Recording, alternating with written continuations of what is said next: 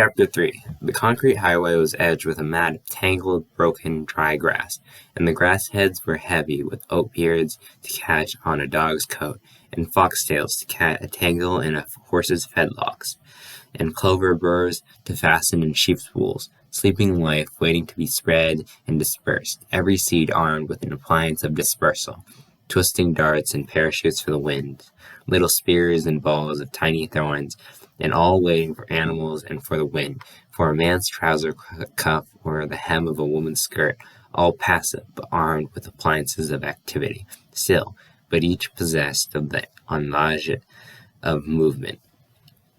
The sun lay on the grass and warmed it, and in the shade under the grass the insects moved, ants and antlions to set traps for them, grasshoppers to jump into the air and flick their yellow wings for a second, sowbogs like little armadillos, plodding restlessly on many tender feet. And over the grass at the roadside a land turtle crawled, turning aside for nothing, dragging his high domed shell over the grass.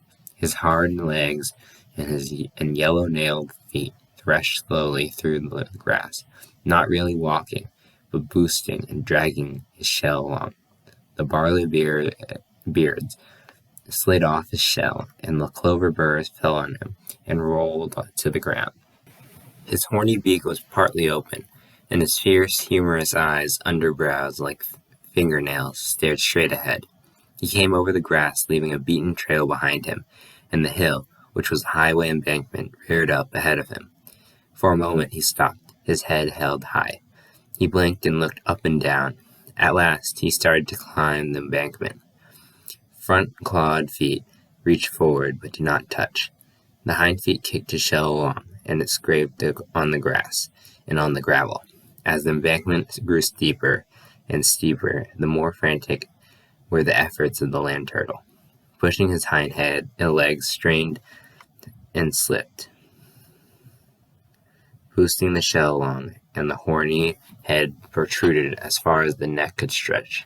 Little by little, the shell slid up the embankment, until at last a parapet cut straight across its line of march. The shoulder of the road, a concrete wall 4 inches high. As though they worked independently, the hind legs pushed the shell against the wall, the head upraised and peered over the wall to the broad, smooth plains of cement. Now the hands, braced on top of the wall, strained and lifted, and the shell came slowly up and rested its front end on the wall. For a moment the turtle rested. A red ant ran into the shell and the soft skin inside the shell, and suddenly the head and legs snapped in, and the armored tail clamped in sideways. The red ant was crushed between the body and legs, and one head of the wild oats was clamped into the shell by a front leg. For a moment the turtle lay still, and then the neck crept out, and the old humorous frowning eyes looked about, and the legs and tail came out. The back legs went to work, straining like elephant legs, and the shell tipped to an angle so that the front legs could not reach the level cement plane. But higher and higher the hind legs boosted it, until at last the center of balance was reached. The front tipped down, the front legs scratched at the pavement, and it was up. But the head of the wild oats was held by its stem around the front legs. Now the going was easy, and all of the legs worked, and the shell boosted along, waggling from side to side. A sedan driven by a 40-year-old woman approached. She saw the turtle and swung to the right, off the highway. The wheel screamed, and a cloud of dust billowed up. 2 wheels lifted for a moment and then settled. The car skidded back onto the road and went on, but more slowly. The turtle had jerked into its shell, but now it hurried on, for the highway was burning hot. And now a light truck approached, and as it came near, the driver saw the turtle and swerved to hit it. His front wheel struck the edge of the shell, flipped the turtle like a tiddlywink, spun it like a coin, and rolled it off the highway. The truck went back to its course along the right side. Lying on its back, the turtle was tight in shell for a long time, but at last the legs waved in the air, reaching for something to pull it over. Its front foot caught a piece of quartz, and little by little the shell pulled over and flopped upright.